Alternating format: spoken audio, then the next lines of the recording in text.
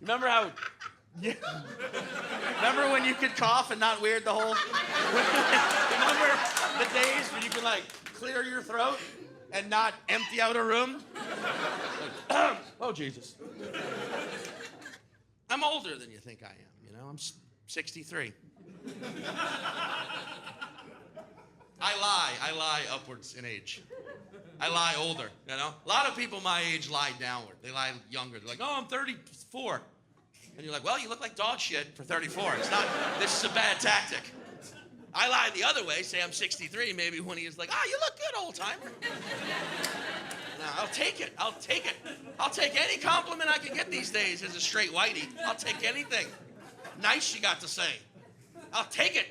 Yay! You know? Ha, ha, ha. Like, and that's not the laugh of someone enjoying the ride, you know? That's the laugh of someone who knows it's about to slam into a wall and burst into flames. It's like, ah! Be a fucking psycho at this point. I wonder if well, there you go. I just hit puberty. 63 years old. Finally, my testicles dropped. I knew it would happen one day, and it did, finally. The most sexual experience I've had this summer was walking down the street in New York, where I live. An old man, we made eye contact, and he told me to go fuck myself. It was polite. I think. It was like we just, nothing, I was walking, we made eye contact, he goes, go fuck yourself. He wasn't crazy at all. He had a shirt tucked in and everything. That's my barometer for crazy. Shirt tucked in? No, they were totally lucid. I'm clearly out of my mind. It was so jarring, yet, like I said, he said it in the way you'd tell a recent college grad, congrats. Like, go fuck yourself. You know, it was very, like, it threw me off. Like, I was like, what did he mean by that? I mean, I know what go fuck yourself means, but what did he mean? And do I know what go fuck yourself means? Because what does it mean? How do you fuck yourself? Was he telling me to go masturbate? That's the first thing I think of when you fuck yourself, you're jerking off. That's a friendly thing to say. Go jerk off, young man. You look tense. Why don't you go blow off some steam? Don't. And I mean, who doesn't love jerking off? Everyone loves masturbating. No one doesn't like it. You know? Sometimes, I'd argue at times it's better than sex, because sex is theater. It's like a play. Sex is like a play. People need to work together to pull it off. And when it's good, it's great. But it needs coordination and timing. And when it's good, you want to experience it every night. You want your friends to see it. When it's bad, you just want your money back, you know? But masturbating's like anime. Like, where will your imagination take you? And there's definitely Asians involved, you know? Like, there's been times in my past where I've been having sex in real life and thought to myself, I can't wait to jerk off to this later. You know, I'm getting in all kinds of different positions. They're like, you're kinky. I'm like, no, I'm downloading.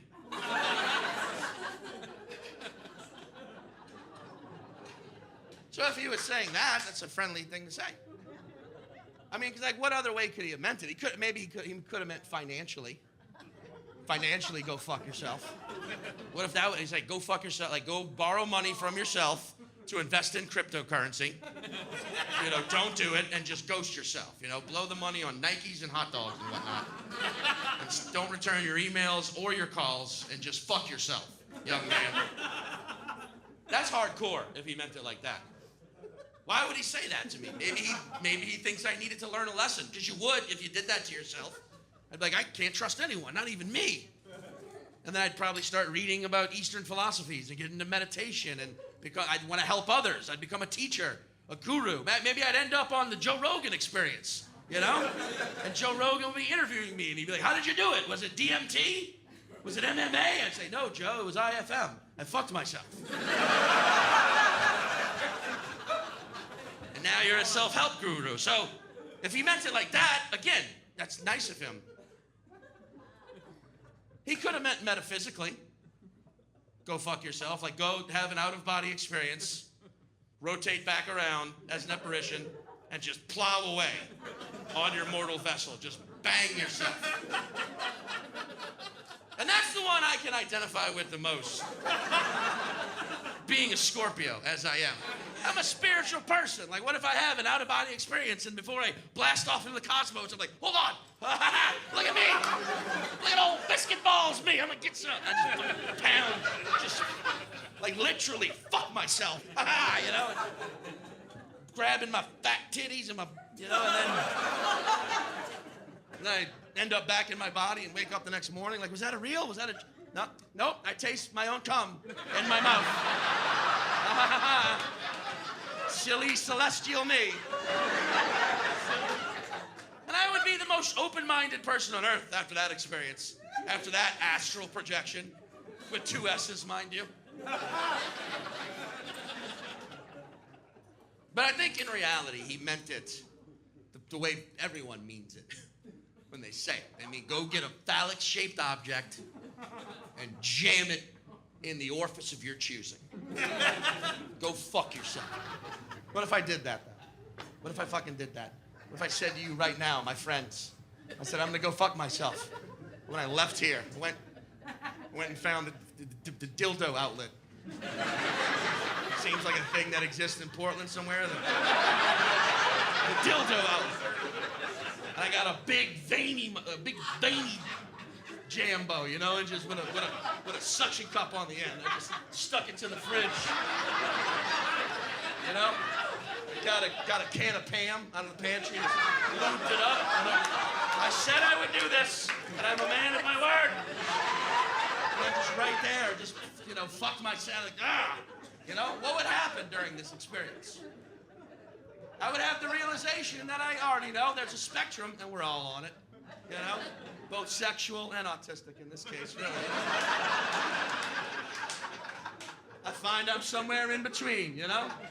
Maybe I'm not 100% homo or 100% hetero. I'm in like the Almond Joy Mounds region, you know? Sometimes I feel like a nut, sometimes I don't. And I bet that realization I'd be happier with who I am. Be more me. So there you go. When someone tells you, hey, go fuck yourself, they're really saying, go pleasure yourself, go better yourself, go enlighten yourself, or go be yourself. There it is. There's good energy out there. You just gotta dig for it. That's why after it happened, I stared that old man in his eyes. And I said, hey, you too. Thank you, sir. I hope right now he's somewhere like, what did he mean by that? What did he mean by thank you? Was he being facetious or sarcastic? What's the difference? Was that irony? What is irony? I said to go fuck yourself because I didn't like his beard. People hate beards. Can you believe that, Portland? Oh, a beard hater in Portland? This place must be like a personal hell for you. I mean, look, I didn't grow this beard. I stopped shaving, and this is the choice my face made. Beards are your face's natural rainforest. Like, round of applause. How many of you don't like beards? Be honest. Yeah. I bet you're all C-section babies, huh?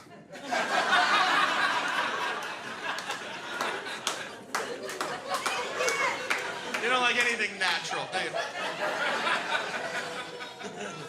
You had to be cut from your mother's womb because of your horns and your hooves. That's not natural. This is a good drinky city. Portland like a drinky. Portland like a drinky. Now, here is something I have only seen once in America. I've seen it done a lot in Canada and in Australia, but only once in America. A female bouncer. Why aren't there more? I know, that laugh is interesting. Because you're either laughing like, oh, this is going to be funny, or women bouncing, which I think a lot of people think. but not here. This guy's even shaking his head like, can't. They couldn't do it, could they, bro? I know a chick could never do that. They could be in the military. They could be cops. There are female UFC fighters who suck, but could fuck this entire room up. One-armed. And I don't mean tied behind their back. Cut an arm off, and as they're bleeding out, could still kick all of our asses. But something about the idea of a female bouncer, people get a little like, I don't know. It's like, what kind of women, first of all, do you think would sign up to be bouncers? It wouldn't be like Instagram butt models. You know, it wouldn't be some 108-pound, like, you know what? Until I get 1 million followers, I'm like literally gonna bounce. I'm gonna work the door at this Irish pub in Hoboken, New Jersey. No, it would be tough ass bitches. Kind of women that wouldn't get offended when you said tough ass bitches to them. It would be fucking mean, like Belarusian chicks, you know, like some woman named Marta. Just wears a half shirt to show off her C-section scar that she gave herself. And not because she had a baby, because she had to smuggle 50 grand into the country. Just sits at the front of the bar, checking IDs and sharpening tampons. This is year-round birth control.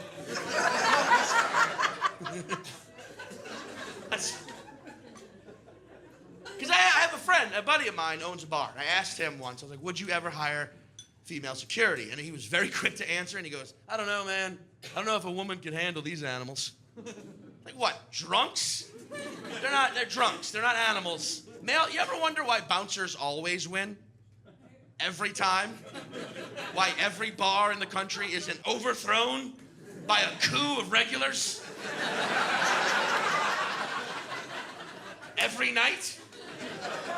When they're like, last call, no! The tyranny of the liquor license ends today! I'm sorry.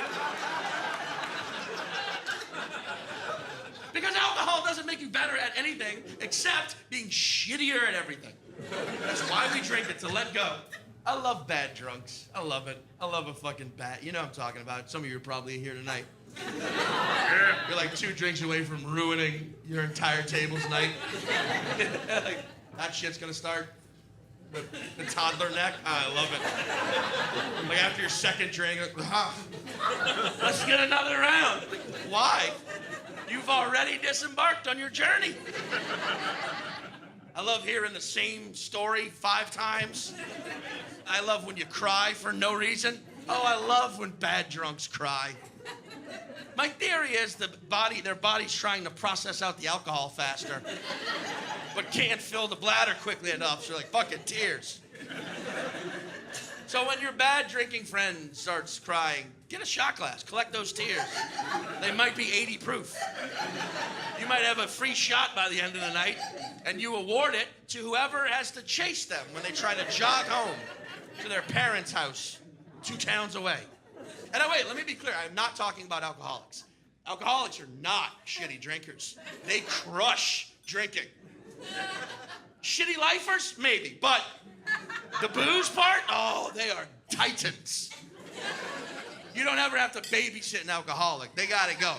I'm talking about people who can't hold their liquor. Alcoholics can hold their liquor. They hold it. They nurse it. They raise it and put it through school. You know, and enroll it in Little League and teach it about the birds and the bees and send it off to college. They're proud of it, but then worried when it doesn't call every other weekend like it promised. And then when their liquor's in its 30s, they get in an argument about politics and don't speak for like 15 years. And then when the alcoholic's dying, their liquor reconnects. They have a reconnection, and then the liquor gives the eulogy at the funeral. They can hold their fucking liquor, is my point. You're not an alcoholic if you can't drink. You understand? Like, just like you can't be a sex addict if you prematurely ejaculate every time you go to fuck.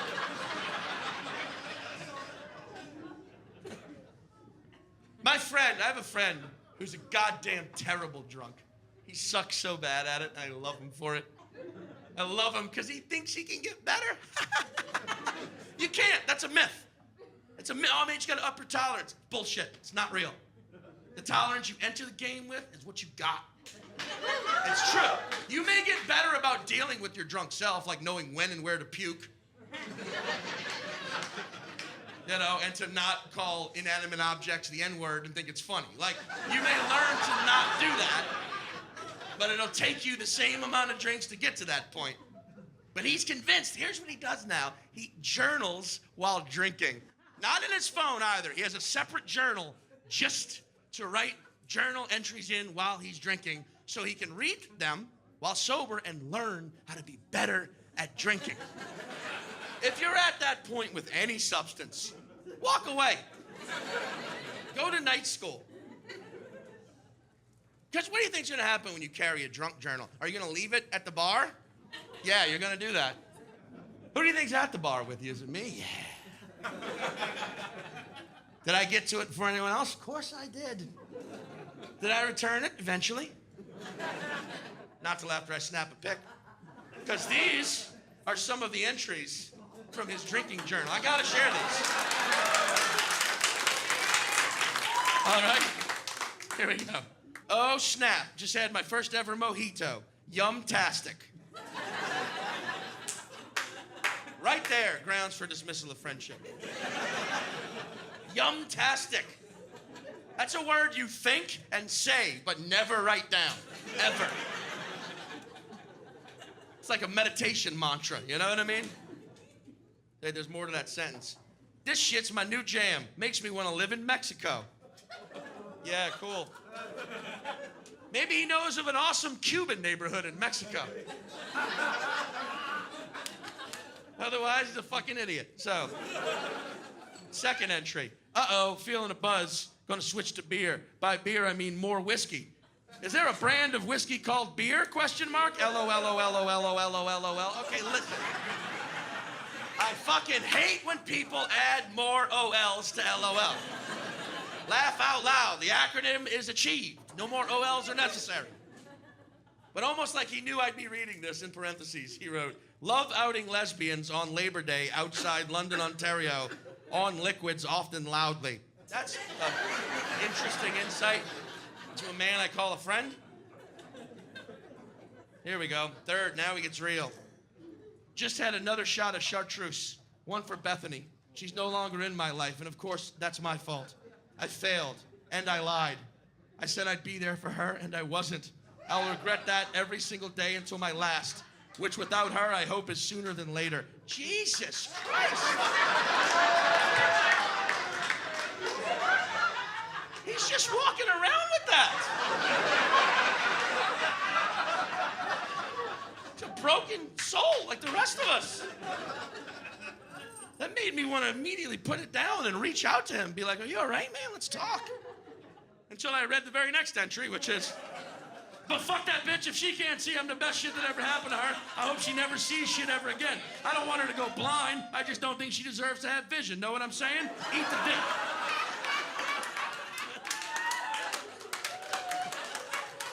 No punctuation.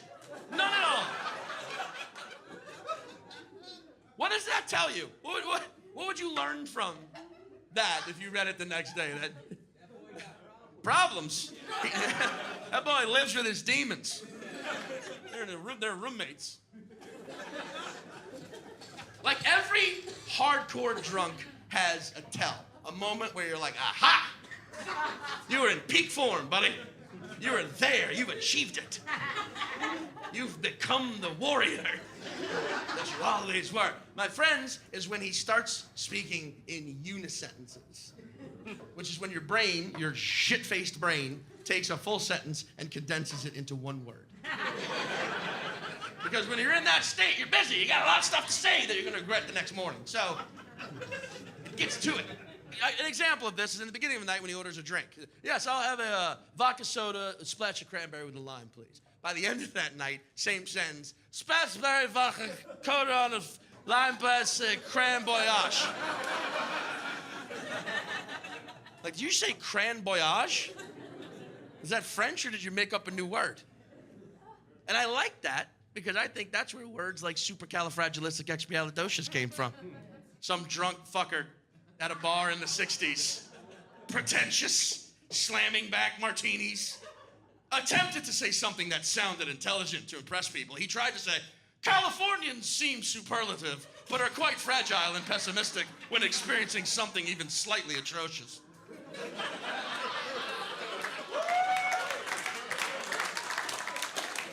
But was hammered. So it came out, supercalifragilistic, expialidocious. And behind the bar that night was a young playwright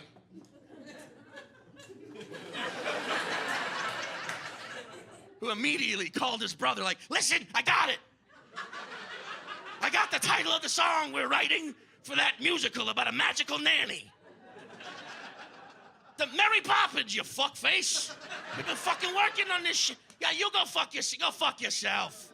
The fuck out of here. Fuck out of here. Take that shit back to Coney Island, you fuck. Tell Mom I'll be home around 10. Keep the sauce on, you fucking...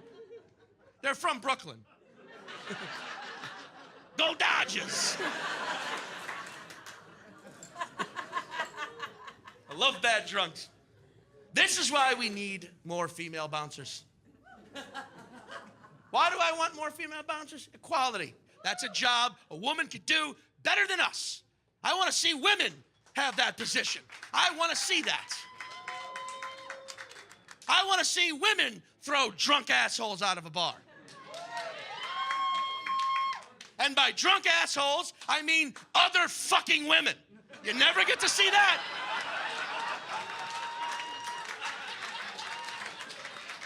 You never get to see that, and that is not equality.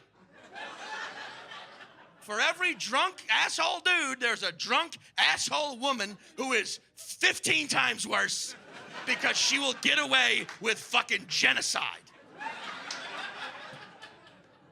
I've seen harmless drunk dudes, harmless, like, excuse me, can I smoke a cigarette inside? And seconds later, like, oh, I'm sorry, I was just asking a question. And getting fucking thrown out by the face. But I've seen drunk women, like, throw a shot glass at a waiter because he resembled a guy who stood her up 8 years ago. And then when the bouncer comes over and very politely, he's like, ma'am, I'm gonna have to ask you to leave. And her response is, fuck you, you piece of shit. Fuck you. Fuck you. I hope your whole family drowns in a fucking fire. Fuck you. Oh, please touch me. Oh, please touch me.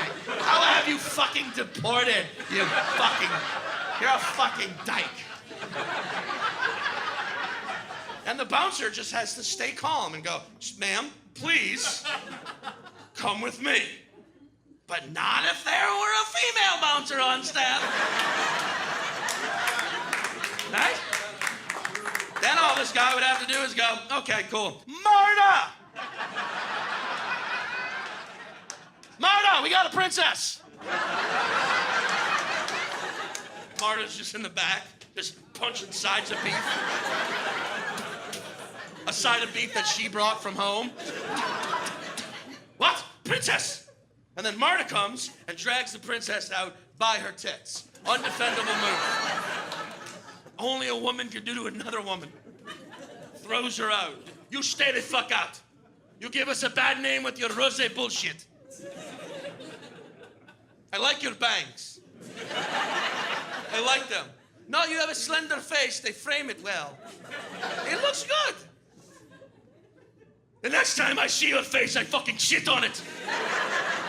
I shit on it and make you sing a lullaby to my unborn child. Is Marta a lesbian?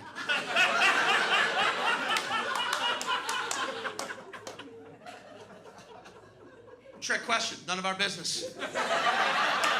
Doesn't matter. Doesn't matter. I think, no, Marta, I think she goes both ways. Call it bi, call it unis, whatever it is. She just fucks everyone. I think with women, she likes to be tender. You know, there's love and eye contact and poetry. Like, you make me bloom like the honeysuckle, and I will drink your dew for eternity. There is no need for rhyme when I have you, my reason. Beautiful, you know? And then with men, she probably just uses us as concubines. Come here, you fuck me and don't say one word. No, I don't like condoms. Take it off.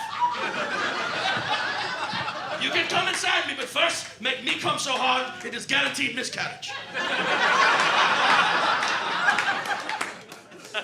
That's a sexy line, if you'd like to keep that. It's my gift to any woman here, if you'd like to have that line. If a guy wants a raw dog, you just go, you better fucking first make me come so hard that it kills the sperm.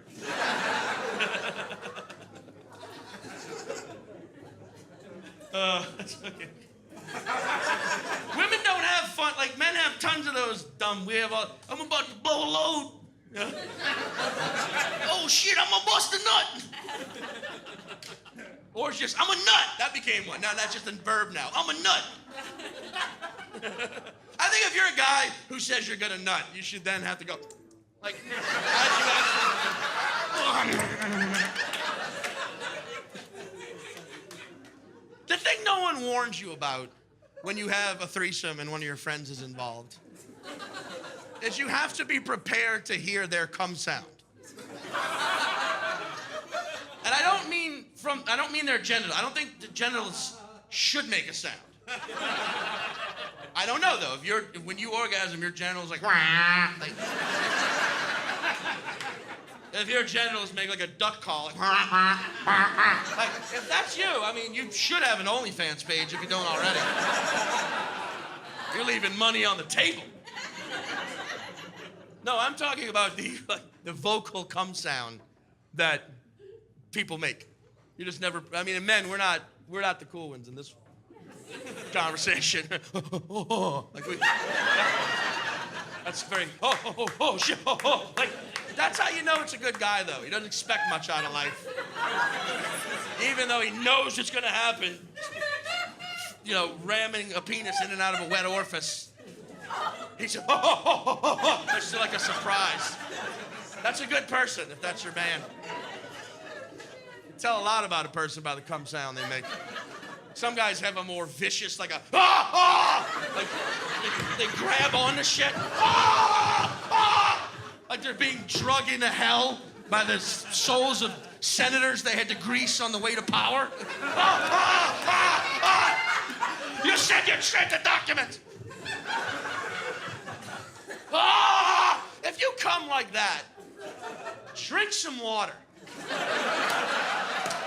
You are dehydrated, clearly, and apparently ejaculating kidney stones.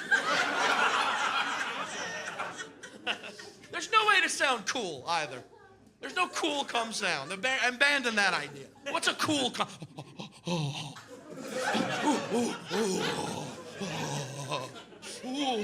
That doesn't sound cool. That sounds cold. That sounds like it was just chillier than you were expecting when you stepped outside one random morning in November. I need a parka. The female vocal orgasm sound, in my experience, it's different. It's not perfect, but there's a like a.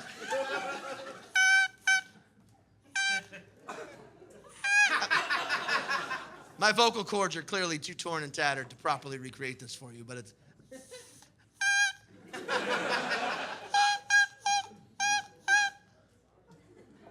You feel that? It's a smattering of laughter, but you can still feel a couple dudes in here like, fuck, this guy sucks. Lost me talking about female bouncers and shit. I never heard no sound. Everybody knows women like to orgasm face down, silently, and then become overwhelmed with an urge to cook and clean. I never heard no sound, and if I don't experience it, that means it doesn't exist.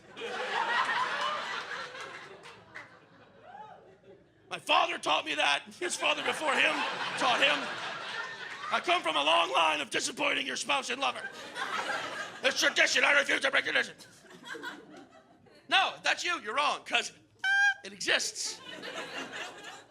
It's like when women orgasm, it's like you're communicating with a Y chromosome-free civilization. galaxies away. And if enough women around the earth orgasm simultaneously, it creates the sequence. And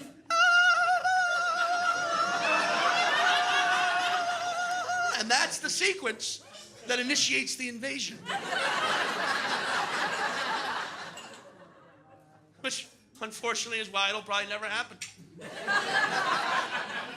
Because you're drowned out by us.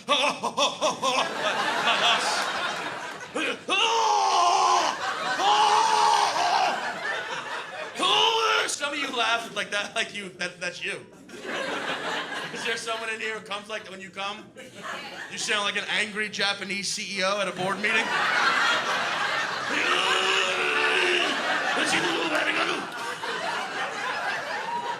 I mean, it's powerful, you know, it's attractive.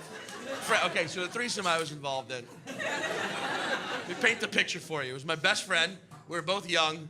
It was late 90s. Wi-Fi was not a thing, and he did not have internet in his apartment yet, right? And we're at his place. We're young. We're horny. We rotate the couch off of the wall to be perpendicular with the wall. We put a porn in the DVD player, and we lay on either side of the couch, and we masturbate to the porn. So we had a threesome with the actress in the porn who was already engaged in a threesome of her own volition, right? So it's more like a fivesome. Anyway. Now the thing was that it was a bootleg DVD, so there was no volume. So from the bedroom, we played Weezer's Blue Album at full volume to drown out the sound of the jacking. And it was as the song "My Name Is Jonas" ended. My name is Jonah. The first fucking track on the album, mind you.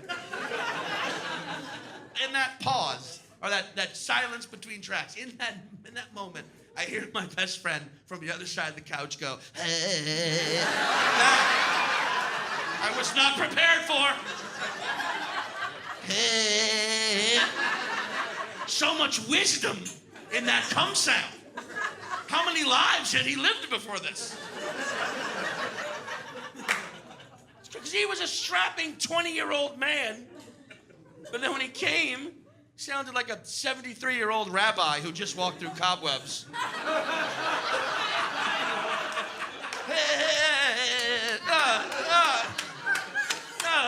Is it in my beard? Is the spider in my beard? Slow-mo, is it in my beard?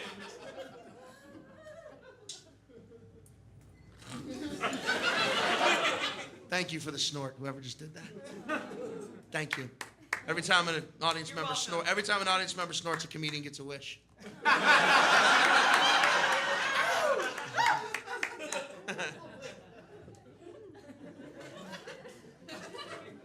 I don't make a fucking sound, by the way. Not a goddamn peep. I project my consciousness into the nearest animal, and it makes the sound. How many times have you been deep in the throes of lovemaking, and suddenly a great horned owl lands outside your window? Out of nowhere, unprovoked, just starts going, ah!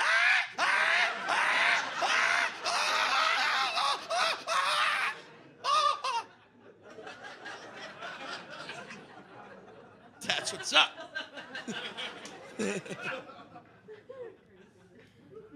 You know, sometimes you see a homeless guy and you can help. You guys got some hobos, noticed. So you see a homeless guy, you can help. You know, they got a sign, you read the sign. I don't read the signs. I should read the signs. I'll just give them money, but they could be like, hobos for QAnon. And I'm like, there you go, man. Just financing that whole wing of the operation. Have you ever done that where you're like, oh yeah, I got you, and you go to get $1 and it's a 20, and they see it clearly, and you're like, fuck, well, there it is for you. Please be careful with that. It's enough to kill you. I'd like to think you're gonna buy a couple sandwiches and donate the rest to a church, but I know what you're gonna do. But then, you know, sometimes you encounter a homeless person that you can't help. Doesn't matter how big your heart is, doesn't matter what your resources are, they're just too far gone. They're gone. They're tar far gone. I don't know. They're tar far gone. They tar far. Ah! That homeless person. Who's just wearing like a tarp, and they got the Hulk leg, and, you know, holding what they clearly think is a scepter, and they're shouting into the void. Ah! You see them, you're like, what the fuck is spare change gonna do for that guy? I wanna help him, I gotta give him one of my teeth for his bone jacket.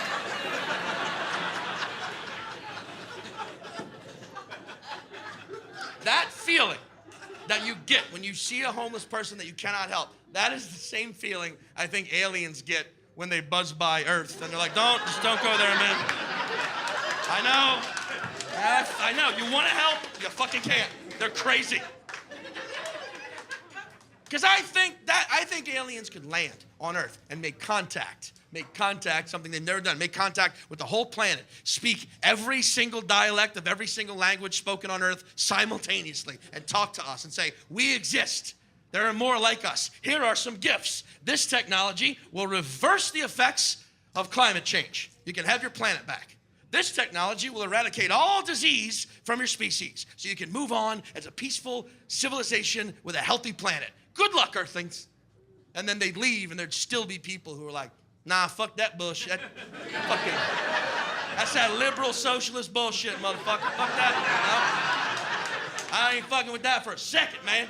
I thought it was just a global conspiracy to get us vaccinated. That's a fucking intergalactic conspiracy. I don't even think they were really aliens, motherfucker. Even though they cured my type 2 diabetes, they cured it immediately. It's gone. I'm gonna go get it back.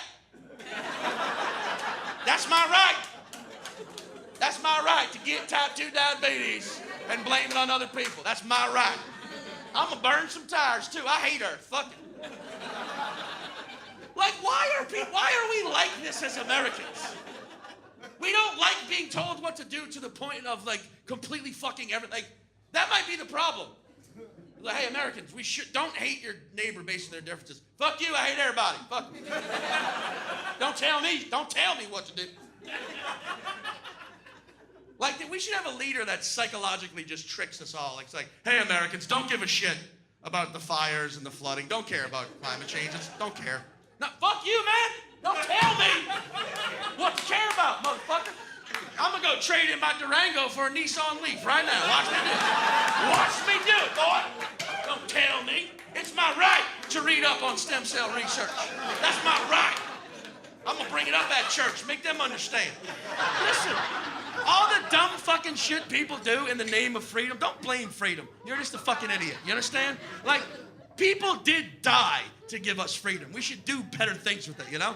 I don't think there has ever been or ever will be like a U.S. Marine like bleeding it out after a firefight on foreign soil in a war, knowing these are his final thoughts, thinking, I just hope right now there's a dude named Terry with a nickname like Tudor.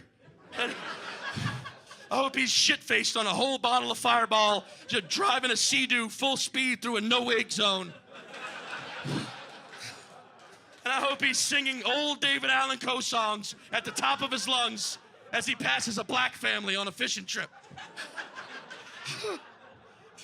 That's what I'm dying for. Someone else's choice to be a fucking retard. Like, no.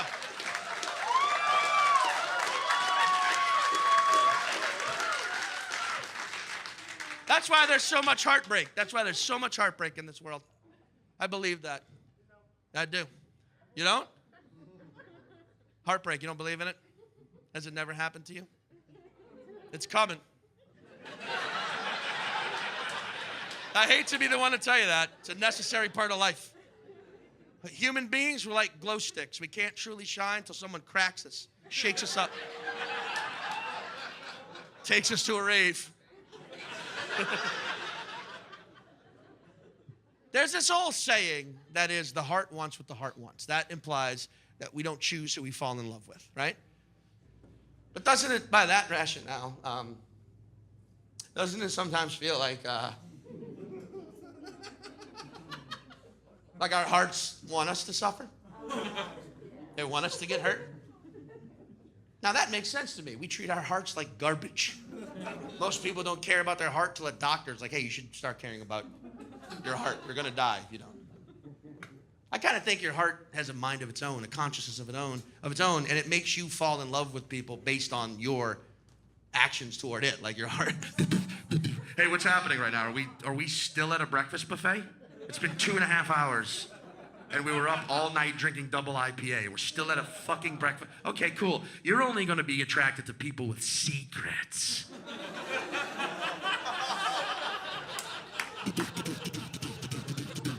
Are we eating deep fried chicken and washing it down with a second pitcher of Long Island iced tea?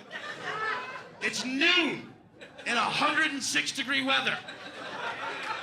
You can't have light beer? Fine. You're only going to be compatible with people who have children from previous marriages that they don't know about yet. Oh, cool. We smoke cigarettes again? I love these things. Oh, and menthols this time? What a treat. Such a bold choice. I guess you do make bold choices when you're up all night doing fucking cocaine in the bathroom stall. Guess what? You're gonna fall in love with your brother's wife. They're called in-laws because they ain't outlawed, baby. Think about that. Next time you get dumped and you're sad, you're crying, like, why did this always happen to me? Leave your friends out of it. They've got lives to live.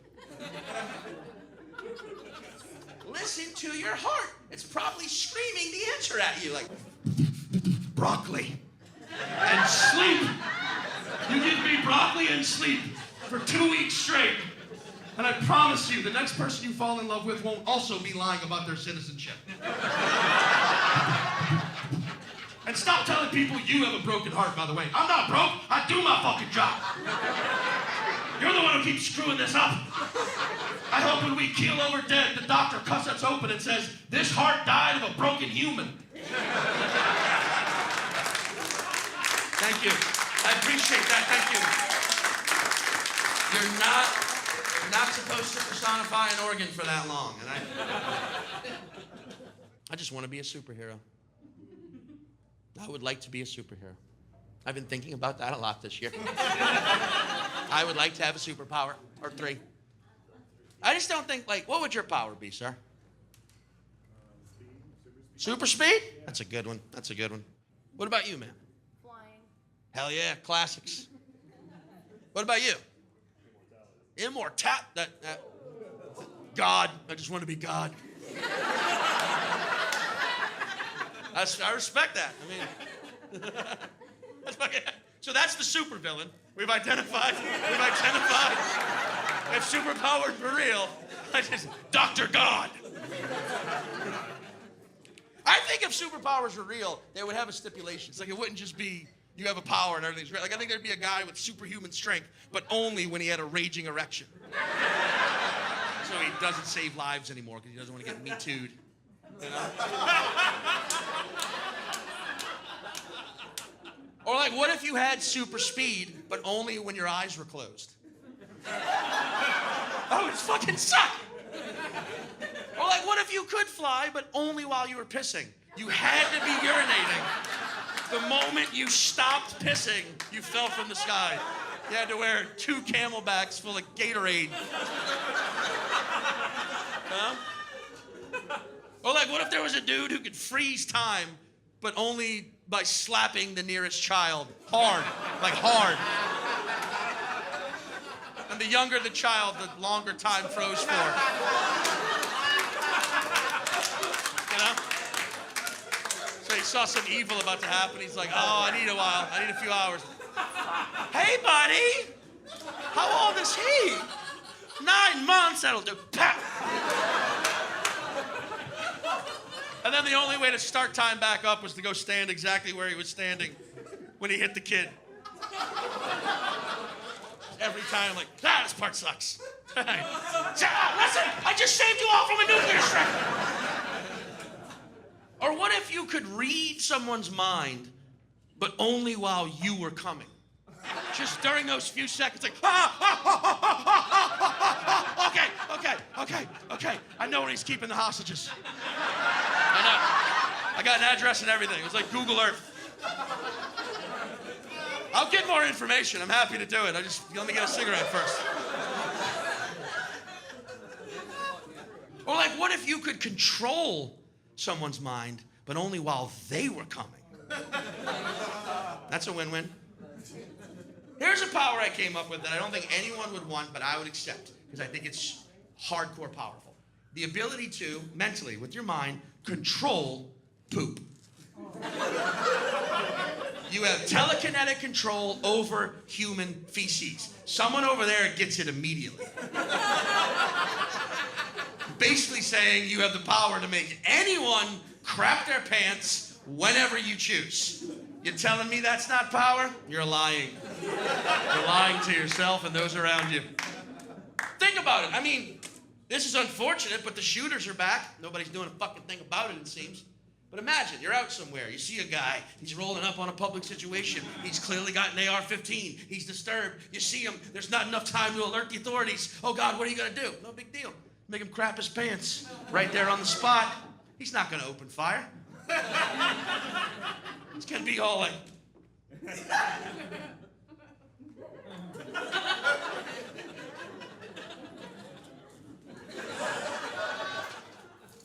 Then you alert the authorities. But what if he's wearing a diaper? Some of those guys wear bulletproof vests there in case the SWAT team shows up. What if he's wearing a diaper? He was expecting you. No big deal. You control the poop with your mind. Just make it go back up his asshole. Very few people are prepared to deal with the sensation of poop going back up their asshole. That'll throw anybody off. Remember, you control it with your mind. You can make it shape into a dildo and firm up and have like ridges in it and make it go in and out of his asshole harder and faster and deeper, thus stimulating his prostate, making him unexpectedly blow his load. He comes everywhere, and the moment he does, your colleague controls his mind, makes him surrender his weapon. Teamwork! They never see it coming. That'd be worth it just to hear about it on podcasts and whatnot. Oh God, today a public shooting was foiled by the Oracle of Orgasms and Colonel Colin. Or as they now refer to themselves, ooh, shit. Thank you all very much for coming out to this.